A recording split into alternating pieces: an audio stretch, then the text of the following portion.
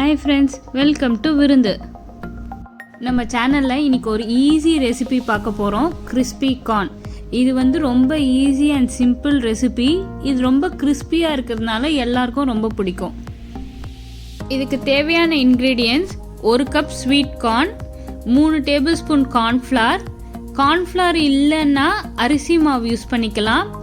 1 teaspoon pepper powder, தேவையான அளவுக்கு உப்பு.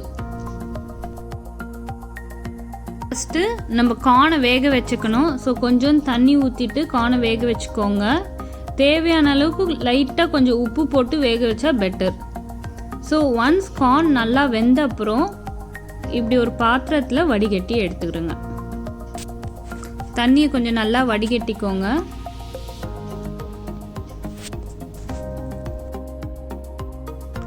ஒன்ஸ் வாட்டர் நல்லா ட்ரெயின் ஆன அப்புறம் நம்ம இப்படி ஒரு பவுலுக்கு ட்ரான்ஸ்ஃபர் பண்ணிடலாம். இந்த பவுலில் தான் நம்ம மிக்ஸ் பண்ண போகிறோம். ஸோ ஃபஸ்ட்டு தேவையான அளவுக்கு உப்பு,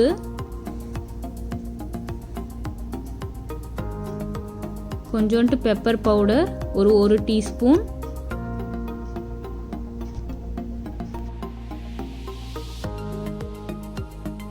ஒரு 3 டேபிள் ஸ்பூன் கார்ன்ஃப்ளவர். ஃபஸ்ட்டே கார்ன்ஃப்ளவர் ரொம்ப ஆட் பண்ணிடாதீங்க. நம்ம மிக்ஸ் பண்ண தேவைன்னா நம்ம கார்ன்ஃப்ளவர் ஆட் பண்ணிக்கலாம்.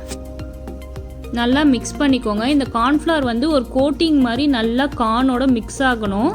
அதனால் நல்லா மிக்ஸ் பண்ணிக்கோங்க. இப்போது தேவையான அளவுக்கு கொஞ்சம் கிராஜுவலாக வாட்டர் ஊற்றணும்.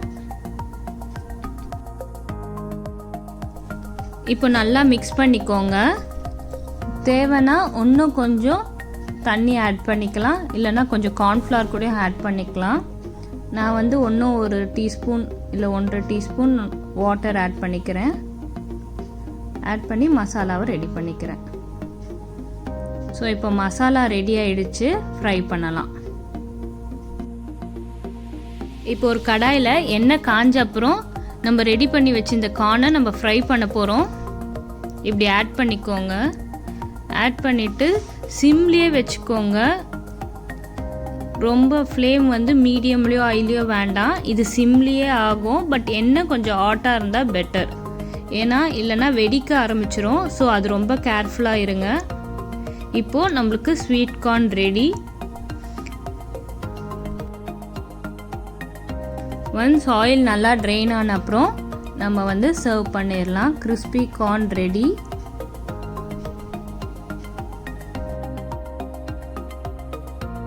உங்களுக்கு இன்னும் ஸ்பைசியாக வேணும்னா கொஞ்சோண்டு சில்லி பவுடர், லெமன் ஜூஸ், அப்புறம் கொஞ்சோண்டு ஆனியன்ஸ் கட் பண்ணி போட்டு நல்லா மிக்ஸ் பண்ணி சர்வ் பண்ணலாம்.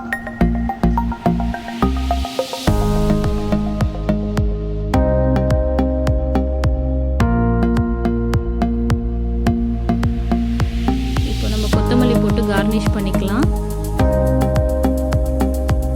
ஒரு ஈஸியான ஈவினிங் ஸ்நாக்ஸ் எப்படி பண்ணுறதுன்னு பார்த்தோம்.